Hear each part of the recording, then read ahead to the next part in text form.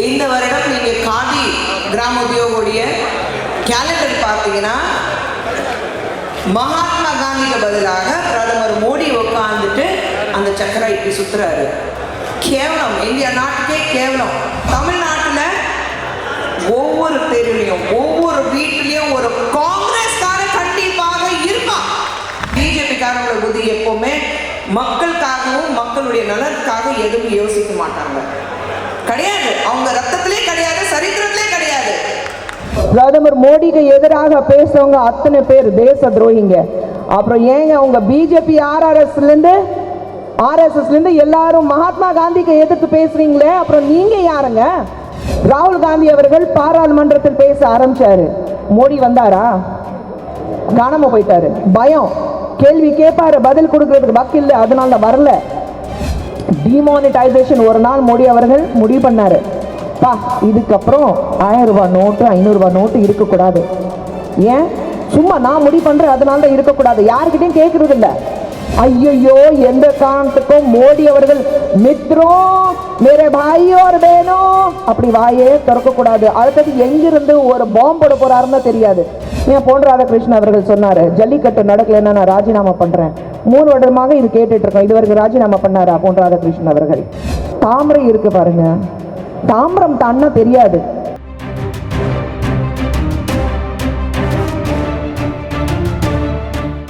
இந்த வருடம் நீங்க காதி கிராம உத்தியோகோடைய கேலண்டர் பார்த்தீங்கன்னா மகாத்மா காந்திக்கு பதிலாக பிரதமர் மோடி உட்காந்துட்டு அந்த சக்கரை இப்படி சுத்துறாரு.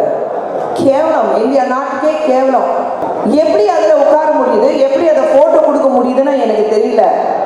ஏன்னா மேக் இன் இந்தியானா மகாத்மா காந்தி நமக்கு சொல்லி கொடுத்தது. மேக் இன் இந்தியானா என்ன, மேக் இன் இந்தியா என்னன்னு நேரு அவர்கள் நமக்கு சொல்லி கொடுத்தாரு. மேக் இன் இந்தியா அப்படின்னா என்னன்னா அன்னை இந்திரா காந்தி அவர்கள் சொல்லி கொடுத்தாங்க. ஏன்னா ஒரு நாள் கூட வெளிநாட்டுல இருந்து வாங்கின துணி அவங்க கட்டினதே கிடையாது. இன்னைக்கு மேக் இன் இந்தியா என்னன்னா அன்னை சோனியா காந்தி அவர்களும் இளம் தலைவர் ராகுல் காந்தி அவர்கள் நமக்கு சொல்றாரு. ஏன்னா அன்னை சோனியா காந்தியோடைய ஒவ்வொரு புடவை பார்த்தீங்கன்னா இந்தியாவில் ஒவ்வொரு மாநிலத்திலிருந்து கையால தறி செய்யப்பட்டு கொடுத்த புடவை தான் அவங்க கட்டிட்டு இருக்காங்க. வெளிநாட்டை தயாரிச்சு வந்த துணிமணியால போடுறது இல்லை. இளம் தலைவர் ராகுல் காந்தியும் அதுதான். ஆனா மோடி அவர்கள் மேக் இன் இந்தியா பத்தி நம்ம கிட்ட சொல்லிட்டு இருக்காரு, சொல்லி கொடுக்குறாரு. அது யாருக்கு? காங்கிரஸ்காரங்களுக்கு. மேக் இன் இந்தியானா யாரு, எப்படின்னா என்னன்னு இன்னைக்கு இந்தியா மட்டுமல்ல, தமிழ்நாடு மட்டும் பேசுவோம். தமிழ்நாட்டுல ஒவ்வொரு தெருவிலையும் ஒவ்வொரு வீட்டிலையும் ஒரு காங்கிரஸ்காரன் கண்டிப்பாக இருப்பான். போராட்டம் பத்தி பிஜேபி நமக்கு சொல்லி கொடுக்குறாங்க. போராட்டம்ல என்ன, அது அவங்க இந்த உலகத்துக்கு கற்றுக் கொடுத்தது காங்கிரஸ். ஜனநாயகம், இன்னைக்கு ஜனநாயக ரீதியாக என்னங்க நடக்குது? யாராவது வாய் திறந்து இந்த நாட்டில் வாழ்றதுக்கு அவ்வளோ கஷ்டமா இருக்கு சொன்னோடனே உடனே நீ தேச துரோகி, நீ வெளிநாட்டுக்கு போயிடு, நீ பாகிஸ்தானுக்கு போயிடு, இங்க இருக்கிறதுக்கு லாய்க்கு இல்லை. ஏன்? பிஜேபியில இருந்து ஒரு எம்பி சொல்றாரு, எந்த அளவுக்கு டிஸ்கிரிமினேஷன் அந்த ஜாதி மதம் பிஜேபி ஆர்எஸ்எஸ் பொறுத்த வரைக்கும் எப்படி அதுதான் இருக்கணும் சொல்றாங்களோ, அதுவும் தாண்டி இப்போ கலர் வேறுபாடு, நீ வெள்ளை, நீ கருப்பு, நீ இந்த கலர், நீ பிரவுன் கலர், இந்த ரேஞ்சில். ஏன்னா பிஜேபி எம்பி ஒருத்தர் சொல்றாரு, ஏன் இதே ராஜீவ் காந்தி அவர்கள் ஒரு நைஜீரியன் கருப்பான பொண்ணு காதலிச்சு கல்யாணம் பண்ணியிருந்தாருன்னா அவங்க நீங்க தலைவராக ஏற்றுப்பீங்களா? இப்படிதான் பிஜேபியோட மனநிலை இருக்கு. இங்க இருக்கு பாருங்க இந்த புத்தி. இந்த புத்தி எப்பவுமே பிஜேபிக்காரங்களோட புத்தி எப்பவுமே மக்களுக்காகவும் மக்களுடைய நலனுக்காக எதுவும் யோசிக்க மாட்டாங்க. கிடையாது, அவங்க ரத்தத்திலே கிடையாது, சரித்திரத்திலே கிடையாது. மகாத்மா காந்தி அவர்கள் புகழ்ந்து பேசும்போது அவங்க எல்லாரும் நத்துராம் கோட்சேக்கு போஸ்டர் அடிச்சுட்டு அவரை வர்ணிக்கிறாங்க.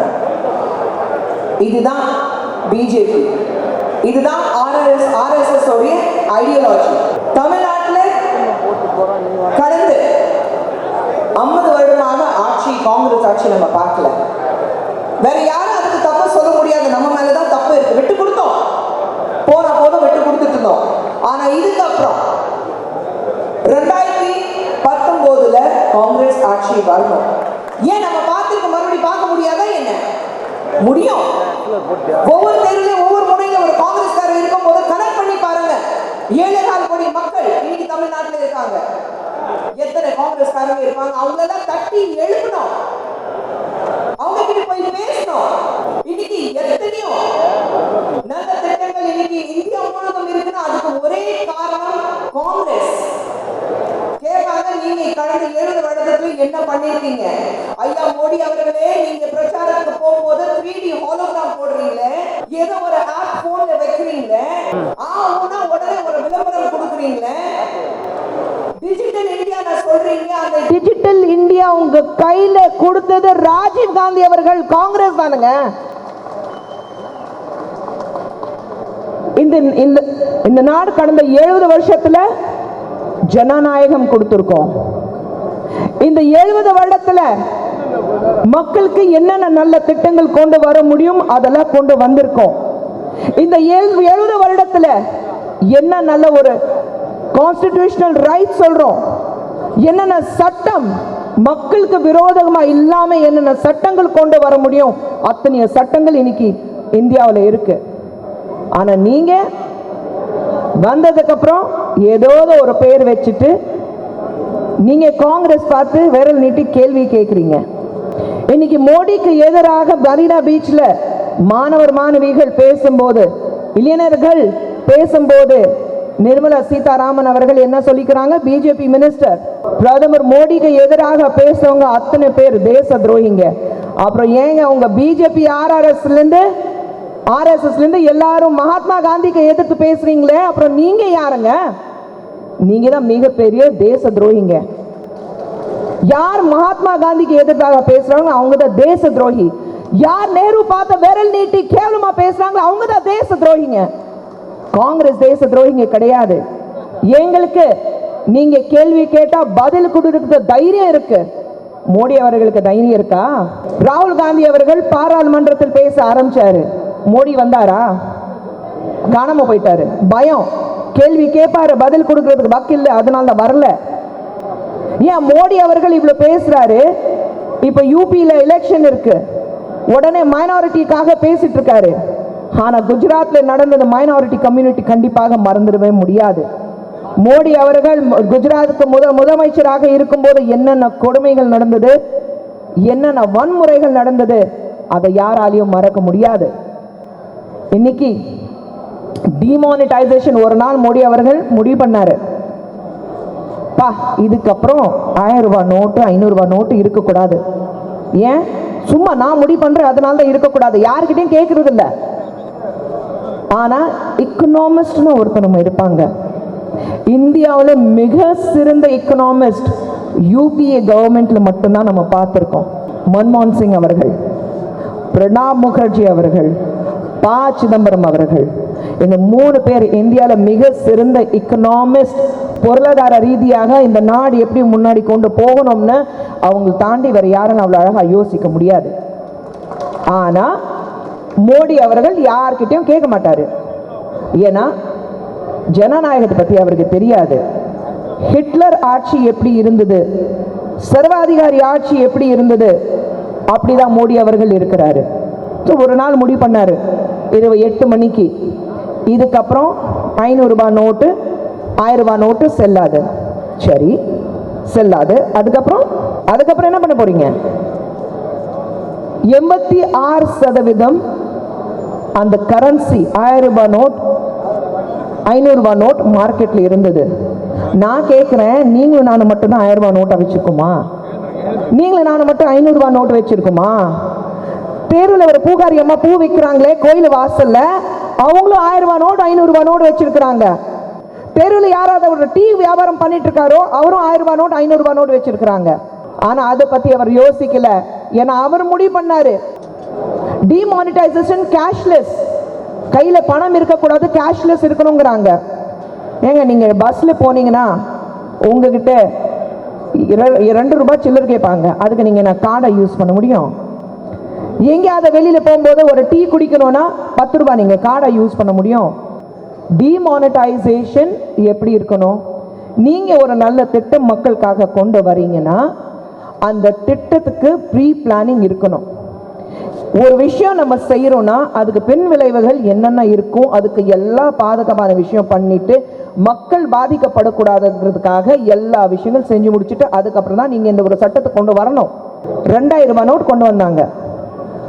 வீட்டில் பசங்க மொனோபோலி விளையாடுவாங்க பாருங்க, பிங்க் கலர் நோட்டு அந்த மாதிரி தான் இருக்கு. அந்த நோட்டு ஏடிஎம் மெஷின்லேருந்து வராதான். ஏன் வராது? ஏடிஎம் மெஷின்ல ஏன் வராதுன்னா, நோட் பிரிண்ட் பண்ணும்போது அந்த மெஷின் ஏடிஎம் சென்டர்ஸ்ல இருக்கிற மெஷின்லேருந்து, அந்த இயந்திரம்லேருந்து அந்த 2000 ரூபாய் நோட் அது எடுக்காது. நான் கேட்குறேன், அந்த 2000 ரூபாய் நோட் நீ அந்த மெஷின் மாத்துறதுக்கு டைம் ஆகும்னு அருண் ஜேட்லி சொல்றாரு. கொஞ்சம் அறிவுபூர்வமாக வேலை செய்யணும். அப்போ அந்த மெஷின்ல எந்த நோட் பிரிண்ட் பண்ணா அந்த நோட்ல எக்ஸெப்ட் பண்ணும், அந்த மாதிரி நோட் பிரிண்ட் பண்ணுங்களேன். எத்தனை ஏடிஎம் மெஷின்ல நீங்க இன்னைக்கு மெஷின் மாத்திருக்கீங்க? இன்னி வரைக்கும் மக்கள் வாசல்ல நின்றுட்டு இருக்காங்க. கிட்டத்தட்ட 150 பேர் இறந்திருக்காங்க. அதுக்கு யார் பொறுப்பு? மோடி அவர்கள் பதில் கொடுக்க மாட்டாரேன்னா பதில் அவர்கிட்ட இல்லை. ஆனா ஒரு சரியான பதில் பிஜேபிக்கு கொடுக்கிறதுக்கு நமக்கு ஒரு சந்தர்ப்பம் இருக்கு. வரும் 2019 அந்த 2019 வெறும் விளம்பரம் நம்பி, வெறும் பொய்யான வாக்குறுதி கொடுத்து, வெறும் பொய் மட்டும் பேசி மக்களை ஏமாத்தின பிஜேபி மோடி அவர்களுக்கு ஒரு நல்ல பாடம் புகட்டணும். 2019 இளம் தலைவர் ராகுல் காந்தி அவருடைய தலைமையில கண்டிப்பாக காங்கிரஸ் ஆட்சி மீண்டும் இந்தியா முழுவதும் வரும். போதும், எத்தனை நாளைக்கு தான் போய் பேசுவீங்க?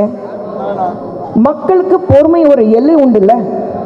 இன்னைக்கு மக்கள் தெளிவா இருக்காங்க. எங்கே போனாலும் இன்னைக்கு நாட்டில் பார்த்தீங்கன்னா, இந்த உலகத்துல 2 விஷயம் இன்னைக்கு பேசப்படுது. ஒன்னு, அமெரிக்காவுடைய ஜனாதிபதி டொனால்ட் ட்ரம்ப். ஐயோ, உலகத்துல சொல்றாங்க அந்த மனுஷன் மட்டும் எந்த காரணத்துக்கும் இந்த ஜனாதிபதி அவர் கொடுத்த வாக்குறுதி இருக்கக்கூடாது, அவர் அதை செல்லக்கூடாது. ஏன்னா எப்பவுமே ஒரு ஜனாதிபதியோ பிரதமரோ வாக்குறுதி கொடுத்தாக்கா அதை அமல்படுத்தணும்னு மக்கள் சொல்லுவாங்க. ஆனா இன்னைக்கு அமெரிக்கால ஜனாதிபதி டொனால்ட் ட்ரம்ப் சொன்னது வாக்குறுதி அமல்படுத்தக்கூடாது. இந்தியாவில் ஐயோ, எந்த காரணத்துக்கும் மோடி அவர்கள் மித்ரோ மேரே பாயியோ வேணோ அப்படி வாயே திறக்க கூடாது. அடுத்தது எங்கிருந்து ஒரு பாம்பு போட போறாருன்னு தெரியாது. அது யாவுனா மன் கி பாத். ஏங்க ரேடியோல போய் உட்கார்றீங்க? தைரியம் இருந்தா வாங்க, தெருக்கு வாங்க. இதே மோடி சொன்னார்ல, சுதர்ஷன் நாச்சிப்பன் அவர்கள் நல்லா சொன்னாரு, நான் கொடுத்த வாக்குறுதி என்னால காப்பாற்ற முடியலன்னா நான் வரேன், நான் ரோடுக்கு நடுவில் வரேன், நீங்க என்ன ஒரு எனக்கு தண்டனை கொடுக்குறீங்களோ அதை ஏத்துக்கிறதுக்கு தயாரா இருக்கேன்னு மோடி அவர்கள் சொன்னாரு. ஐயா வாங்கல, வெளியில வாங்கல, அந்த வெளியில வந்து மக்களை கவனிங்கள. ஏன் உள்ள பதஞ்சு போய் நிக்கிறீங்க? நீங்க வெளியில வரல, பாராளுமன்றத்துக்கு போல, ஆனா எனக்கு 56 செஸ்ட் இருக்கு, நான் தான் பெரிய ஆளுன்னா நீங்க சொல்லிட்டு போறீங்க. ஜல்லிக்கட்டு வரும்போது கடந்த 3 ஆண்டுகளாக 2015, 2016, இந்த வருடம் 2017, 3 வருடமாக வாலிபால் விளையாடுறாங்களாம். ஸ்டேட் கவர்மெண்ட் இங்கிருந்து தூக்கி போட்டு சென்ட்ரல் கவர்மெண்ட் தலைமையில் போடுவாங்க, சென்ட்ரல் கவர்மெண்ட் அங்கிருந்து தூக்கி போட்டு மறுபடியும் மாநில அரசாங்கம் மேலே தூக்கி போடுவாங்க. ஏன் பொன் ராதாகிருஷ்ணன் அவர்கள் சொன்னார், ஜல்லிக்கட்டு நடக்கலைன்னா நான் ராஜினாமா பண்ணுறேன். 3 வருடமாக இது கேட்டுட்டு இருக்கோம். இதுவரைக்கும் ராஜினாமா பண்ணாரா பொன் ராதாகிருஷ்ணன் அவர்கள்? பண்ண சொல்லுங்க. இந்த வருஷமும் ஜல்லிக்கட்டு நடக்கல, பண்ண சொல்லுங்க, ராஜினாமா பண்ண சொல்லுங்க. பண்ண மாட்டாங்க. ஏன்னா அந்த தைரியம் கிடையாது அவங்களுக்கு.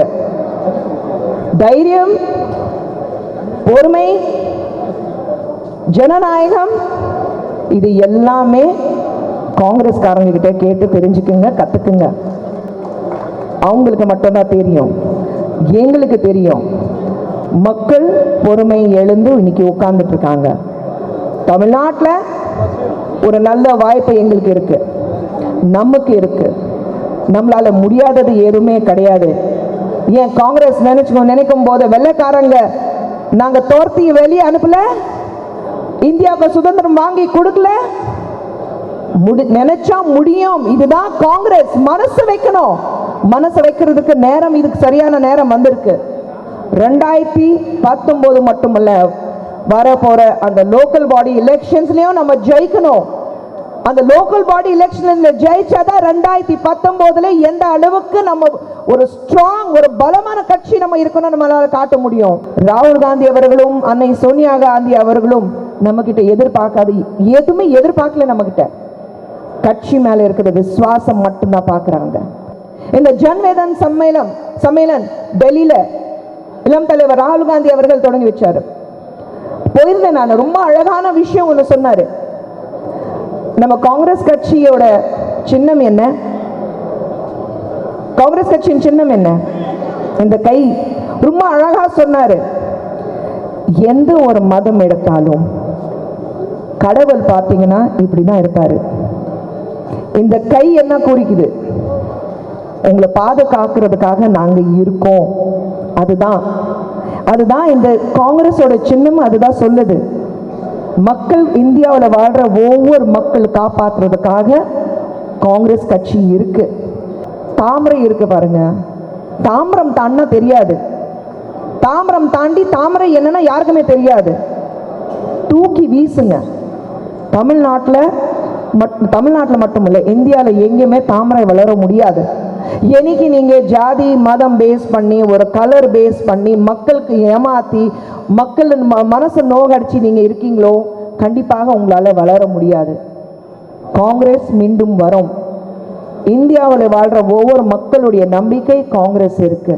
காங்கிரஸ் மட்டும்தான் இந்த நாட்டை காப்பாற்ற முடியும். காங்கிரஸால மட்டும்தான் இந்த நாட்டுடைய மக்களை காப்பாற்ற முடியும். மோடி அவர்களே, your time starts now. 2019 Congress will come back to power with force, with Rahul Gandhi as a Prime Minister of India. and நம்ம எல்லாரும் காங்கிரஸ், நான் சொல்லிக்கிறதுக்கு எந்த அளவுக்கு இன்னைக்கு பெருமைப்படுறோம்.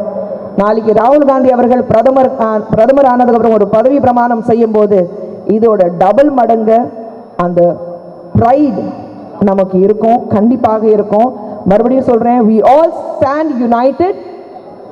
ஒன்றாக செயல்படுவோம். காங்கிரஸ் கட்சியை முன்னேறி கொண்டு போவோம். காங்கிரஸ் கட்சி கண்டிப்பாக ஜெயிக்க வைப்போம். தமிழ்நாட்டில் காங்கிரஸ் ஆட்சி கண்டிப்பாக காமராஜருடைய ஆட்சி மறுபடியும் பார்க்க போறோம். நன்றி, வணக்கம்.